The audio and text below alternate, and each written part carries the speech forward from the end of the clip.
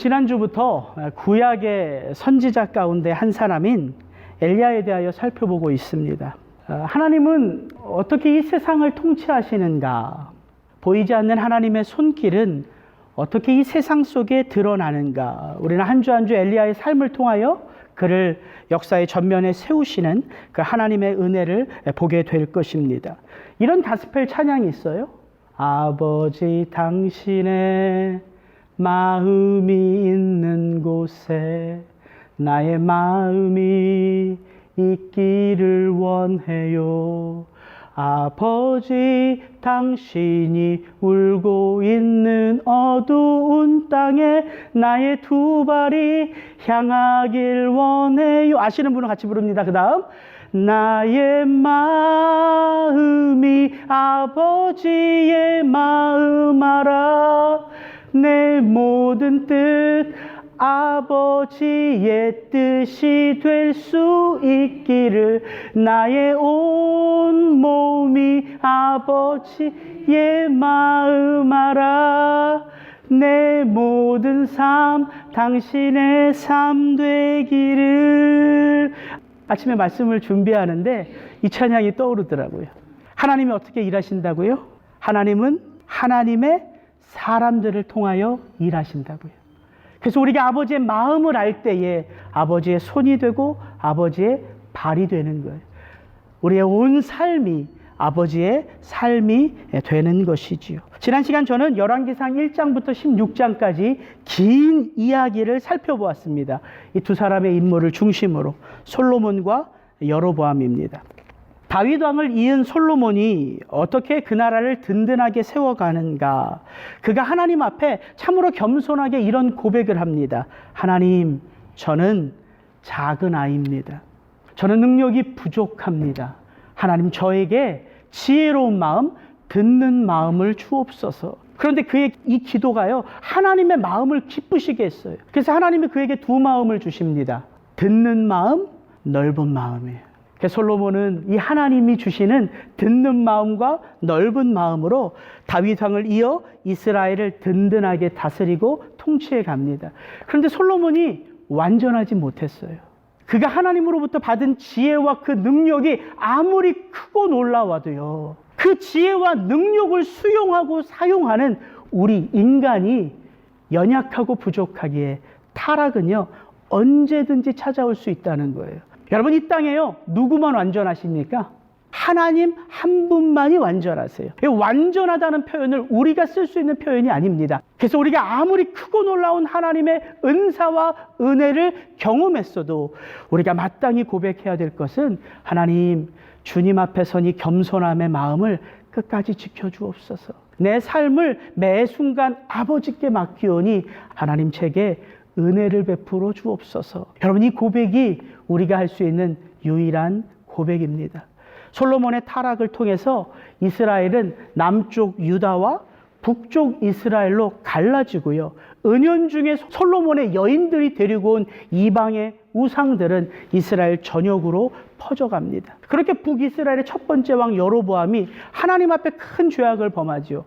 예루살렘 성전에 하나님이 거하시는데, 그리고 그곳에서만 하나님을 예배해야 되는데 베델과 단에 금송아지를 세워서 굳이 예루살렘에 가서 하나님을 예배할 필요가 없다고 말하고 제사장이 아닌 자기가 스스로 원하는 자들을 세워 제사장의 업무를 맡깁니다.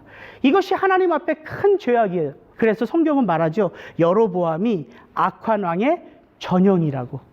이렇게 북이스라엘은 첫 번째 왕 여로보암 때부터 단추를 잘못 끼웠어요. 그래서 북이스라엘의 19명의 왕들 가운데 그 누구 하나도 하나님 보시기에 다윗과 같은 선한 왕이 한 사람도 없었다는 것이지요. 오늘은 좀 카메라의 앵글을 좀 더 줌인해서 엘리야가 활동했던 이 북이스라엘의 7번째 왕 아합의 때의 상황을 조금 더 구체적으로 살펴보기를 원합니다. 왜냐하면 그 시대의 형편 속에 바로 그 엘리야의 사명이 확연하게 드러나기 때문이에요. 오늘 본문 29절과 30절에 보면 이거 같이 한번 읽겠습니다. 오므리의 아들 아합이 이스라엘의 왕이 되니라. 오므리의 아들 아합이 사마리아에서 22년 동안 이스라엘을 다스리니라. 오므리의 아들 아합이 그의 이전의 모든 사람보다 여호와 보시기에 악을 더욱 행하여. 여러분, 이 짧은 두 구절 속에 열왕기 기자가 강조하는 단어가 뭐 같으세요? 오므리의 아들 아합이에요. 오므리의 아들 아합. 성경은요, 사실 반복되어 나열되는 것을 생략하는 게 원칙이거든요. 그럼 이렇게 쓸 수 있어요. 오므리의 아들 아합이 이스라엘의 왕이 되어 사마리아에서 22년 동안 이스라엘을 다스리니라. 그는 이전에 모든 사람보다 여호와 보시기에 악을 더욱 행하여. 말이 통하죠. 그런데 제가 시브리 원어 성경을 보니까 진짜 오므리의 아들 아합이 3번 나와 있어요. 이유가 뭡니까? 칠흑같이 어두운 이 시대의 문제는 누구 때문이라는 거예요? 오므리의 아들 아합 때문이라고 열왕기 기자가 마치 우리에게 가르쳐 주는 것 같더라는 거죠. 그래서 이 오므리의 아들 아합을 어떻게 평가하냐면 이렇게 평가해요. 오므리의 아들 아합이 그 전에 모든 사람보다 여호와 보시기에 악을 더욱 행하여 저는 그 전에 모든 이스라엘 왕보다 심히 이스라엘 하나님 여호와의 노를 격발하였더라. 여러분, 사람들만 이 시대의 아픔을 체험하며 고통하는 것이 아닙니다. 우리들만 이 시대에 돌아가는 성편을 바라보면서 개탄을 하고 한숨 짓는 것이 아니에요. 오늘 이 아합을 평가하는 열왕기 기자의 기사를 보면 한 눈이 있다는 거예요. 어떤 눈? 이 세대를 불꽃같이 바라보시는 눈, 여호와의 눈이에요. 이 시대가 지금 어떻게 돌아가고 있는지, 나의 백성들은 어떻게 살아가고 있는지 그 눈이 있다는 거예요. 그가 보셨고, 그가 아셨고, 그가 판단하셨다는 사실이에요. 그 전에 모든 사람보다 악하더라. 그 전에 모든 이스라엘 왕보다 여호와를 경노하게 만들었더라. 여러분, 이 모든이라는 단어는요, 완전이라는 단어와 함께 우리에게 속한 단어가 아니에요. 우리는 우리 시대의 모습을 볼 수 있죠. 그리고 우리는 역사를 빌어 과거의 시대를 알 수 있죠. 그런데 누구는 모든 오고 가는 시대를 다 알 수 있어요. 여호와 하나님은 그분이 알파와 오메가이시기 때문에, 그분이 처음과 마지막이시기 때문에, 그분이 창조하시는 세상이고 그분이 마무리 짓는 세상이기 때문에 그분은 완전하세요. 그리고 그분의 판단은 온전하세요. 그가 보시기에 아합이 모든 사람보다 더 악했다는 거예요. 그가 보시기에 이스라엘의 모든 왕보다 아합이 악한 왕이었다는 거예요. 말씀은 우리에게 그 하나님을 이렇게 소개합니다. 만물보다 거짓되고 심히 부패한 것은 마음이라 누가 능히 이를 알리오마는. 사람은 몰라요, 우리 속에 꿈틀꿈틀거리는 죄의 본성을. 그러나 나 여호와는 심장을 살피며 폐부를 시험하고 각각 그의 행위와 그의 행실대로 보응하나니. 하나님은 또 이런 하나님이세요.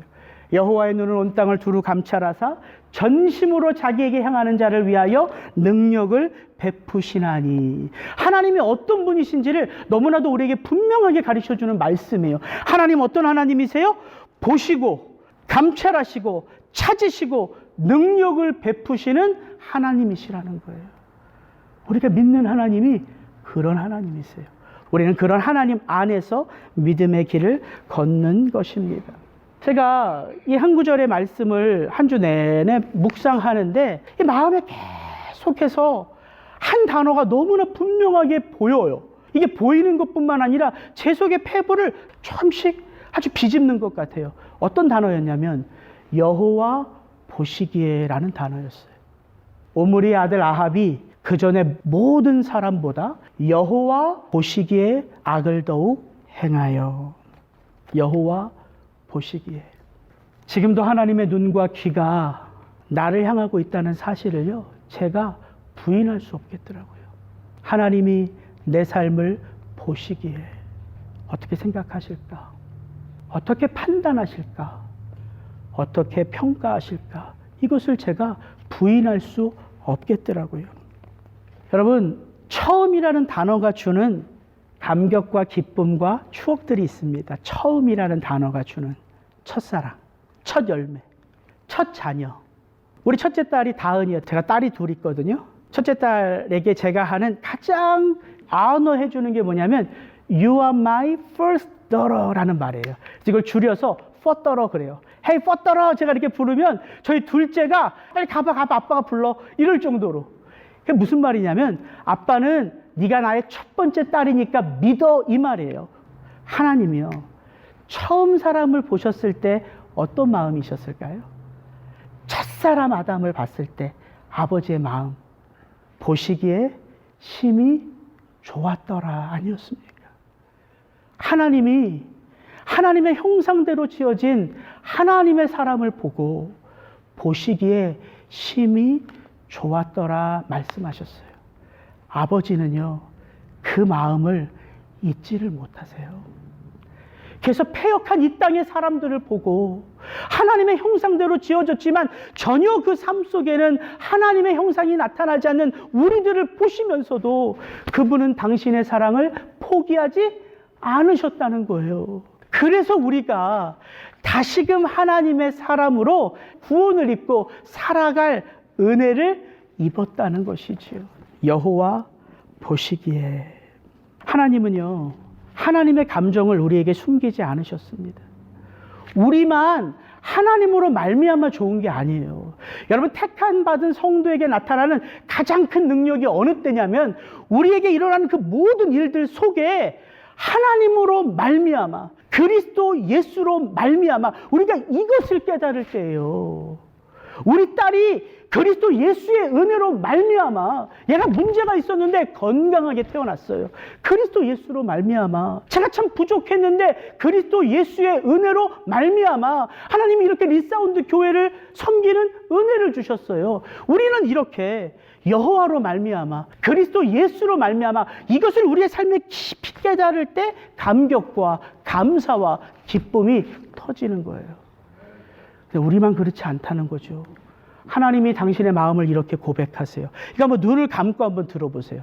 너의 하나님 여호와가 너희 가운데 계시니 그는 구원을 베푸실 전능자시라. 그가 너로 말미암아 기쁨을 이기지 못하시며 너를 잠잠히 사랑하시며 너로 말미암아 즐거이 부르며 기뻐하시리라. 눈 뜨셔도 됩니다. 예. 아버지의 마음이 느껴지세요? 하나님도 우리에게 그 고백을 하셨다는 거예요. 내가 진짜 좋을 때는 다른 게 아니란다. 너로 말미암아 기뻐할 때야. 너 때문에 내가 찬송을 부를 때야. 여러분 신앙은 다른 게 아니라 우리에게 그렇게 다가오시는 아버지의 마음을 헤아리는 게 그게 신앙이에요. 다시 한번 여러분에게 도전합니다. 여호와 보시기에 하나님이 저와 여러분의 삶에 매 순간을 관심을 갖고 들여다보세요. 우리가 어떻게 생각하고 우리가 어떻게 살고 있는지. 두 번째, 이 말씀 저는 그전의 모든 이스라엘 왕보다 심히 이스라엘 하나님 여호와의 노를 격발하였더라. 이 구절의 말씀을 또 제가 한참을 묵상하는데 한 주 동안 두 단어가 보여요. 저에게. 뭐가 보였을까요? 이스라엘 왕, 이스라엘 하나님. 다른 건 안 보이고요. 이스라엘 왕, 이스라엘 하나님이 보여요. 이스라엘 왕이 누구냐는 거예요. 이스라엘의 왕은 이스라엘의 하나님이세요. 그럼 아합 왕은 누구예요? 보이는 이스라엘의 왕은 보이지 않는 참 이스라엘의 왕인 하나님을 드러내는 존재가 이스라엘의 왕인 거예요.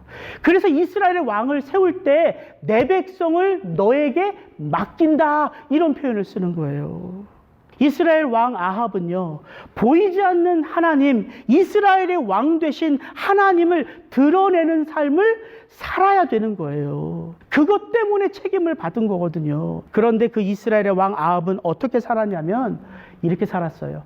느밧의 아들 여로보암의 죄를 따라 행하는 것을 오히려 가볍게 여기며 시돈 사람의 왕 엣바알의 딸 이세벨로 아내를 삼고 가서 바알을 섬겨 숭배하고 사마리아에 건축한 바알의 사당 속에 바알을 위하여 단을 쌓으며 또 아세라 목상을 만들었으니. 이 구절을 보면요 이 아합 왕이요 느밧의 아들 여로보암의 죄를 따라 행하는 것을 오히려 가볍게 여겼대요. 여로보암은 어떤 왕이라고요? 악한 왕의 전형. 그런데 이 아합은 여로보암의 죄를 어떻게 여겼다고요? 가볍게 여길 정도로 악의 끝판왕이었다고요. 이게 성경의 평가입니다. 여러분, 죄의 파급력이 이렇게 무서워요. 죄의 파급력이. 여러분, 죄인이요, 돌이킬 수 있는 힘이 없습니다. 돌이킴의 은혜는요, 누구에게 있어요? 하나님께 있어요. 그래서 회개는 하나님이 주신 은혜를 통해서 우리가 고백할 수 있는 거예요. 만약 우리 스스로 돌이킬 수 있다면 예수님이 이 땅에 굳이 육신의 옷을 입고 오실 필요가 없으시겠죠. 그래서 죄의 길을 돌이킬 수 있는 힘은 우리에게 없습니다. 그건 전적인 하나님의 은혜예요. 그의 은혜로 그분을 받아들일 때 회개의 길이 열리는 거예요. 그런데 우리가 할 수 있는 힘이 있어요. 이 죄악된 삶을 더 죄악된 삶으로 내려가는 그 힘은 우리에게 있어요. 그 힘은 누가 내게 돕지 않아도 내 스스로가 할 수 있는 거예요. 여러분, 이게 죄의 파급력이에요.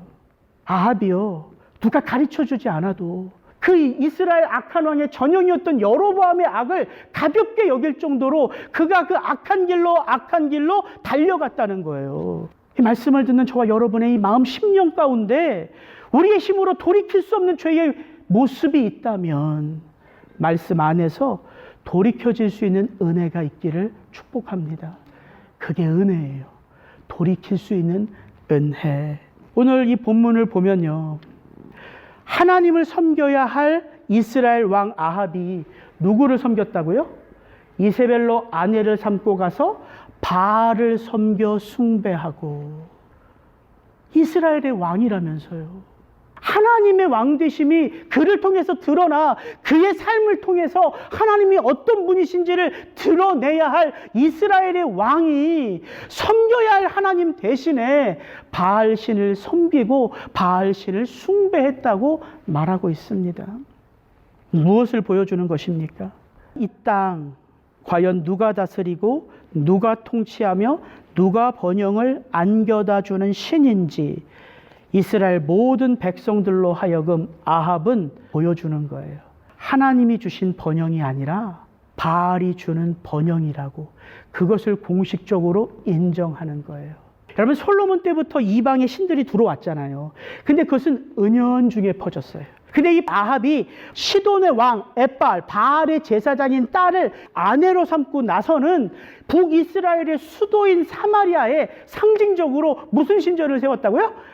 바알 신전을 세웠다고요. 바알의 제단을 쌓았다고요. 그래서 바알의 숭배가 이제 온 나라에 마치 국교인 것처럼 드러나도록 보여주는 죄악을 범했다는 거예요.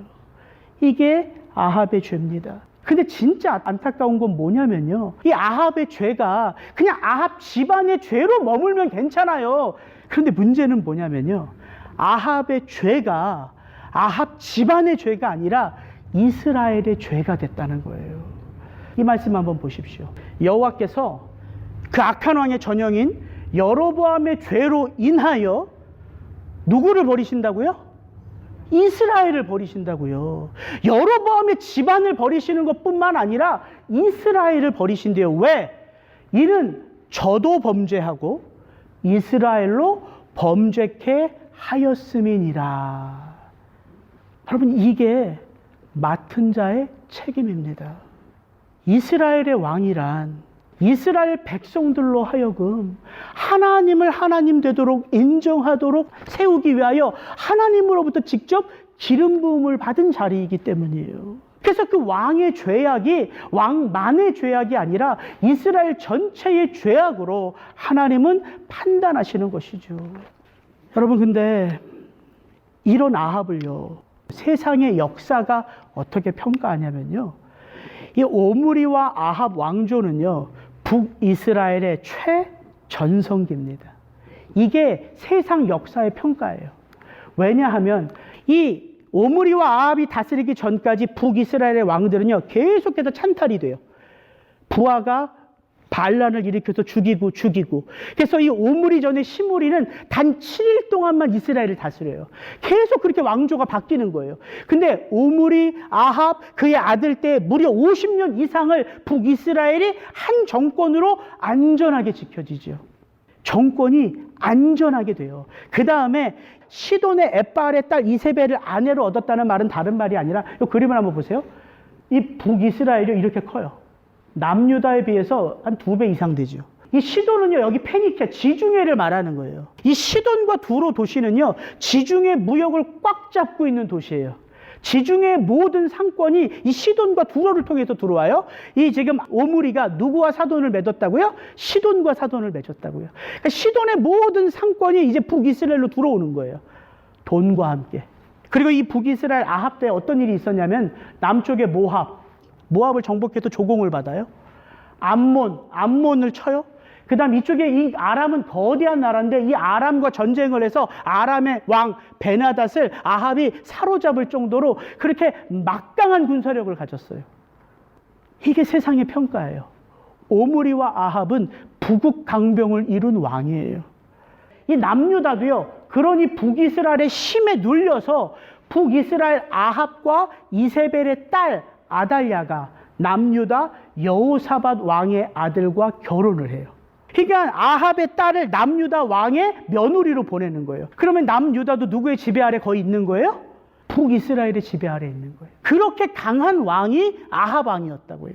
제가 조금 각색을 해봤는데요. 백성들은 나라가 부강해지고 그렇게 오랜 시간 전쟁 중에 있었던 남유다로 우리 공주가 시집을 가서 화평을 맺고 오랜만에 이 나라의 태평성대가 이어지는구나 생각했다는 것이죠. 이스라엘 백성들이. 그들이 이렇게 서로 말해요. 이게 도대체 무슨 일이랴? 글쎄 이세벨 왕비가 함께 모셔온 그 바알의 힘이 글쎄 그렇다네. 그렇게 강력하다네. 그래? 어쩐지 그 사마리아에 세워진 그 바알 신전에서 제사가 드려진 이래로 나라가 이렇게 부강해지는구만. 조금만 각색을 해보면 이런 그림이라는 거예요. 바알이 이스라엘 전역으로 퍼져가는 것을 막을 수가 없었던 것이죠. 그럼 바알은 어떤 신이냐면요, 풍요의 신이에요. 풍요와 다산의 신, 날씨를 주장하는 신이 바알이라는 거예요. 북이스라엘의 아합 왕이요, 하나님을 믿었어요. 왜냐하면 그 아합의 아들 여호람 이름의 뜻이 뭐냐면 여호와는 존귀하시다라는 뜻이에요. 그 아합의 아들 아하샤의 이름의 뜻, 여호와께서 붙잡아 주셨다. 그 아합의 딸 아달랴의 이름의 뜻은 여호와는 위대하시도다. 자기의 자녀들의 이름들을 전부 다 하나님의 이름과 관여해서 이름을 줘요. 왜냐하면 그 하나님은 이스라엘 전통의 하나님이시니까. 틀은 마치 이스라엘의 하나님 여호와의 틀 안에 있는 것 같지만 이 나라를 움직이고 이 나라의 힘의 동력이고 이 나라의 모든 것을 쥐고 있는 신은 누구냐는 거예요. 여호와가 아니라 바알이라는 거예요. 이것을 인정하고 이것이 국교화돼서 이스라엘 전역에 퍼져 있다는 거예요. 저는 오늘 말씀을 묵상하면서 저와 여러분이 살아가는 이 시대와 뭐가 다르냐는 거죠. 여러분, 이 당시에 이 바알과 아세라 선지자가 850명이고요. 상징적인 숫자잖아요. 갈멜산 정상에서 그 850명과 하나님의 선지자 몇 명이 대적하죠? 하나, 엘리야. 물론 남겨진 7,000명이 있다고 하지만 그 7,000명은 드러나지 않았잖아요. 이게 상징적인 숫자라고요. 850대 1이에요. 지금 이 나라가 북이스라엘이 아무리 경제적으로, 아무리 정치적으로, 아무리 군사적으로 강력하지만 종교적으로는 하나님은 죽으셨어요. 그 하나님은 이름뿐인 하나님이에요. 그런 시대라고요. 오늘 우리가 살아가는 이 땅과 뭐가 다릅니까? 제가 잘 모르겠어요, 역사적으로. 그러나 대통령이요, 성경책에 손을 얹고 선서를 하는 나라가 미국 외에 어느 나라가 있습니까? 잘 모르겠어요. 그러나 미국은 분명하잖아요. 대통령이 취임식을 할 때 다른 데다 선서를 하지 않고요, 성경책 위에 얹고 선서를 해요. 이 나라의 대통령은. 이 나라가 누구를 통해서 세워졌고 누구를 통하여 번영하는지를 공개적으로 인정하는 것과 마찬가지겠죠. 그러나 지금 이 나라, 이 미국 땅을 움직여가는 파워는 하나님이십니까? 아니잖아요. 돈이잖아요, 돈. 풍요, 권력이잖아요. 이게 지금 우리 시대의 모습이라고요. 여러분, 이 아합 때랑 지금의 때랑 다를 게 하나도 없습니다. 왜냐하면 아합 때의 사람들이 본성이 지금 이 시대의 사람들의 본성과 뭐가 달라요? 똑같은 본성이에요. 그러니까 우리가 이걸 알 수 있는 거예요. 이 엘리야 이야기를 통해서 하나님이 이 패역한 시대에 어떻게 하나님을 드러내시는가, 여전히 하나님의 사람 통해서라는 거죠. 여러분, 하나님의 나라가 어떻게 이 땅 가운데 세워집니까? 하나님의 사람들을 통해서예요. 그게 하나님 나라의 통치입니다. 하나님의 나라는 보이는 나라가 아니에요. 하나님의 나라는 우리가 먹고 마시는 그 나라가 아닙니다. 하나님의 나라는 하나님의 백성들이 그들의 삶을 통해서 하나님이 어떤 분이신지를 드러내는 그 하나님의 통치와 다스림이 바로 저와 여러분의 삶을 통해서 드러나는 나라가 하나님의 나라라는 거예요. 그래서 우리가 어떻게 생각하고 우리가 어떻게 세상을 바라보고 우리가 어떻게 행동하는지가 하나님의 나라를 드러내는 유일한 방법이라고요. 하나님은 그렇게 이 패역한 시대에 엘리야를 통해서 하나님을 드러내십니다. 이 북이스라엘 오므리 왕조를 세상의 역사가들은 탁월한 왕이었다. 정말 이 오므리와 아합은 주변의 나라들을 정복하고 주변의 나라들과 정략 결혼을 통해서 나라를 부강하게 했다. 이게 세상의 평가라면 여호와의 평가입니다. 이제는 저게 눈에 좀 들어오셔야 돼요. 이제는 여호와 보시기에 그보다 악한 자가 없었다는 거예요. 여호와 보시기에 그전에 이런 왕보다 악한 왕이 없었다는 게 하나님의 평가라는 거죠. 여러분, 우리가 사람들의 평가 속에서 살아갑니다. 분명 이 자리에도 우리 목사님 참 좋은 목사님이, 아니요, 그렇게 생각하지 않은 분들이 있을 거예요. 왜 저렇게 설교할까? 왜 저렇게 행동할까? 예, 사람들의 평가 속에서 우리가 살아갑니다. 그리고 나 자신을 보는 평가 속에서 살아가요. 저라고 여기서 설교하고 마냥 좋지 않습니다. 제가 내려가서 저기 고개 숙이고 있을 때는 하나님 보시기에 부끄럽고 성도님들 보기에 부끄럽고 적어도 나를 보기에 부끄러워서 고개를 못 들겠어요. 이렇게 우리는 누군가의 판단과 평가 속에서 살아가요. 그게 우리입니다. 그런데 누구의 평가가 또 있다는 거예요. 여호와 보시기에. 세상의 평가, 우리 자신의 평가로 우리가 구원받지 않습니다. 그것이 우리에게 주는 영향력은 우리의 감정을 힘들게 하고 어렵게 할 뿐이에요. 그러나 우리를 바라보시는 하나님의 평가는 우리의 영혼을 주장하고 있다고요. 어떤 평가 속에 여러분의 삶에 초점을 맞추겠습니까? 사람들의 평가요? 아니요.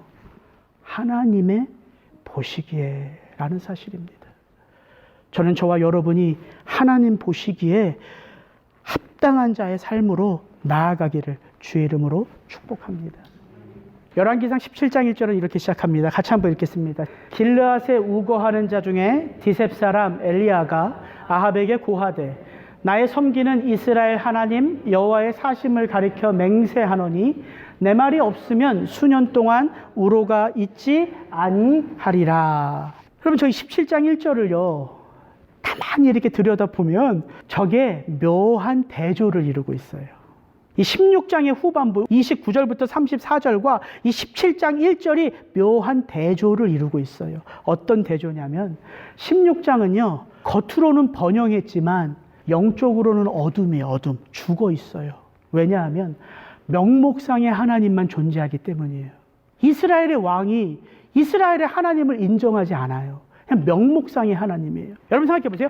오므리의 아들 아합이라는 이름이 가지고 있는 영향력과 길르앗 디셉의 엘리야라고 하는 이름의 영향력이 당시 이스라엘 백성들에게 어떤 영향력일까요? 엘리야가 더 영향력이 많습니다. 이렇게 얘기하실 수 있겠죠. 왜? 우리는 어려서부터 주의 선지 엘리야 병거 타고 하늘에 올라가더니를 기억합니다. 이런 찬송 듣고 자랐잖아요. 우리는 성경의 스토리를 아니까 이 엘리야가 가지고 있는 위대함을 알아요. 그러나 당시의 엘리야를 생각해 보세요. 아합 앞에 서 있는 당시의 엘리야는 제가 지난주 말씀드렸잖아요. 디셉이라는 곳이 지금 역사학자들이 찾아낼 수 없는 땅이에요. 촌동네예요. 오므리 아들 아합은요 이스라엘 모든 사람들이 아는 이름이에요. 길르앗 디셉의 엘리야는요 한 분만 알아요. 여호와 하나님. 여호와 하나님. 참 재밌는 게요. 이스라엘의 왕 아합은 바알을 섬겨요. 근데 아무도 알아주지 않는 촌동네의 한 사람 엘리야는요, 이렇게 고백해요. 엘리야가 아합에게 고하되 나의 섬기는 이스라엘 하나님 여호와의 사심을 가리켜. 이 북이스라엘 땅이에요. 하나님의 사심을 믿고 하나님의 살아계심을 인정하며 그 하나님의 말씀 안에서 살아가는 바로 그 자가 엘리야였다는 거예요. 그래서 이게 묘하게 대조를 이루고 있습니다. 이 역사적으로 아무리 부강하고 아무리 번영스러웠다고 해도 하나님이 보시는 평가는 악했다는데, 그 악한 이 세대를 향하여 하나님이 준비하신 것은 딱 두 가지예요. 뭐냐면 16장 34절 말씀과 같이라는 단어하고요, 하나님이 아합 앞에 세운 엘리야, 이 두 가지가 어둠의 시대를 다스리는 하나님의 손길을 드러내는 방편이었어요. 말씀과 같이 되었더라. 왜 열왕기상 16장 34절에 갑자기 이 이야기가 튀어나와요? 같이 한번 읽겠습니다. 그 시대에 베델 사람 히엘이 여리고를 건축하였는데 저가 그 터를 쌓을 때에 맏아들 아비람을 잃었고 그 문을 세울 때에 말제 아들 수굽을 잃었으니 여호와께서 눈의 아들 여호수아로 하신 말씀과 같이 되었더라. 왜 갑자기 저 말이 나오냐는 거죠. 아합의 이야기를 쭉 하고 이 엘리야 얘기를 딱 하는데 그 중간에 한 절 묘하게 알 수 없는 말이 하나 떡하니 나와요. 당시 여리고 성을 증축할 때 일어났던 일을 얘기하는 거예요. 근데 저 이야기를 우리가 이해하려면 여리고 성이 무너지는 것을 우리가 좀 알아야 돼요. 여리고 성이 어떤 성이냐면 이스라엘 백성들이 애굽에서 출애굽을 하고 광야에서 40년을 지나면서 요단강을 건너서 하나님이 약속하신 그 약속의 땅의 첫 성이 여리고 성이었어요. 가장 견고한 성.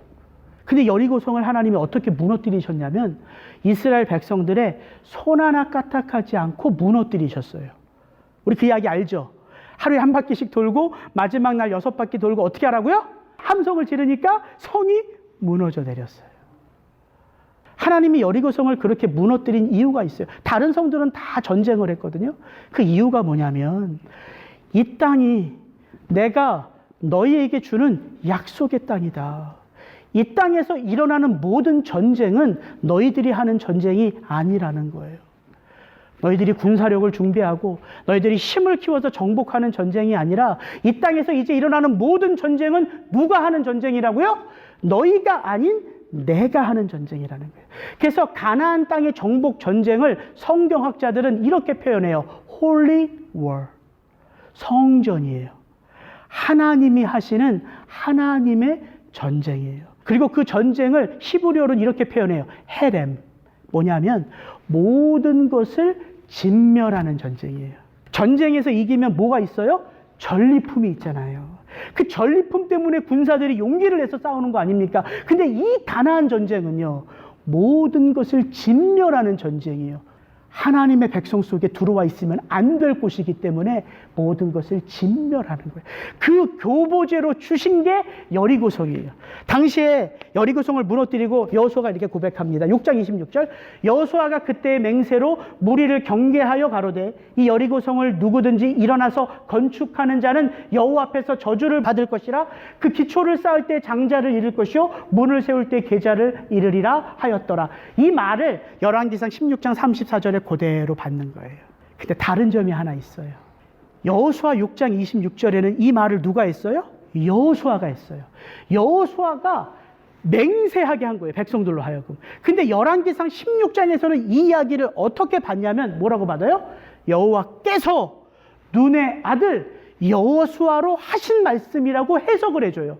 여기서 우리가 한 가지 힌트를 얻을 수 있어요. 길르앗에 우거하는 자 중에 디셉 사람 엘리야가 아합에게 고하되 나의 섬기는 이스라엘 하나님 여호와의 사심을 가리켜 맹세하노니, 그 다음 어떻게 돼 있어요? 내 말이 없으면 수년 동안 우로 비와 이슬이 있지 아니하리라. 누구 말이 없으면? 엘리야 당신의 말이 없으면. 엘리야가 얼마나 대단한데 그런 말을 함부로 해요? 엘리야가 뭔데?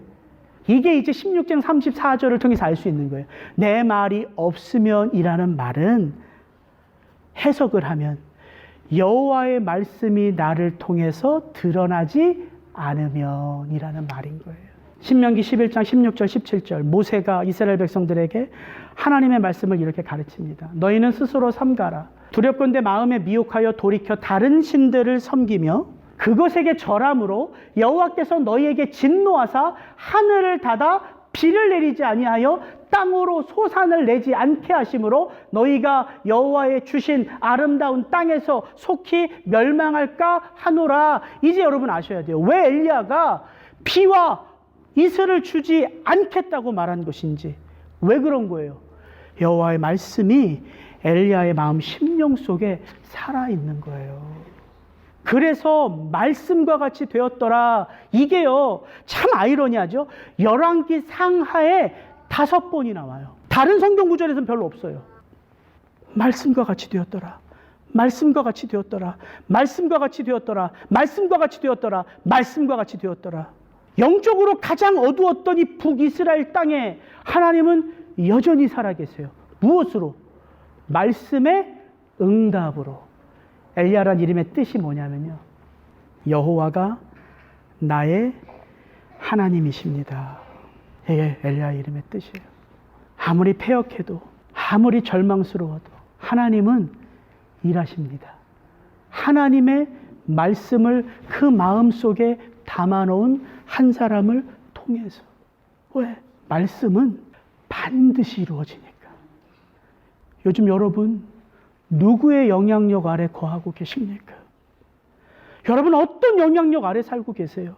여러분을 움직이는 동기가 무엇입니까? 돈이에요? 물질이에요? 체면이에요? 뭐예요? 엘리야는 하나님의 영향력 아래 거했어요. 그가 모든 것을 실패하고 그 호렙산 동굴에 있을 때 하나님이 엘리야에게 이렇게 말씀하세요. 엘리야야, 너 왜 여기 있느냐? 그때 엘리야가 고백해요. 하나님을 향하여 제가 열심히 특심이오니. 하나님을 향하여 제가 열심히 특심이라고 고백합니다. 여러분, 하나님을 향한 그 열심히 특심하다고 해서 세상이 바뀌어지지 않아요. 세상은 우리의 열심으로 바꿀 수 있는 게 아니에요. 하나님이 일하실 때 세상이 바뀌어요. 근데 왜 제가 그 말이 제 마음을 계속 쳤냐면, 하나님이 어떤 사람을 쓰시냐는 거예요. 하나님께 그 열심히 특심인 사람을 쓰신다고요. 하나님이 쓰셔야 되는데 하나님 앞에 깨어있지를 못해요. 여전히 자기에게 함몰되어 살아가요. 근데 이 엘리야는 아무도 알아주지 않는 디셉이라는 촌동네에 있었는데, 그는 거기서 어떤 마음을 가졌냐면, 이 무너진 이 땅 가운데 저는 하나님 당신의 영향력 아래 거하기를 원합니다. 이 열심히 특심이 있었다고요. 바로 그 자에게 여호와의 말씀이 임하고, 바로 그 자를 통해서 여호와의 손길이 드러난다는 것입니다. 저는 이제 역사 이야기를 지난주와 오늘을 통해서 마쳤어요. 이제 우리가 열왕기상 1장부터 16장까지 그 긴 이스라엘의 역사를 살펴봤어요. 오늘 이제 줌인해서 아합 왕 시대의 역사를 살펴봤습니다. 이제 다음 주부터 본격적으로 하나님이 엘리야를 어떻게 훈련시키시고, 그를 어떻게 인도하시며, 그를 통해서 어떻게 이 깨어진 땅을 회복해 가시는지, to be continue. 다음 주에 같이 기도하겠습니다.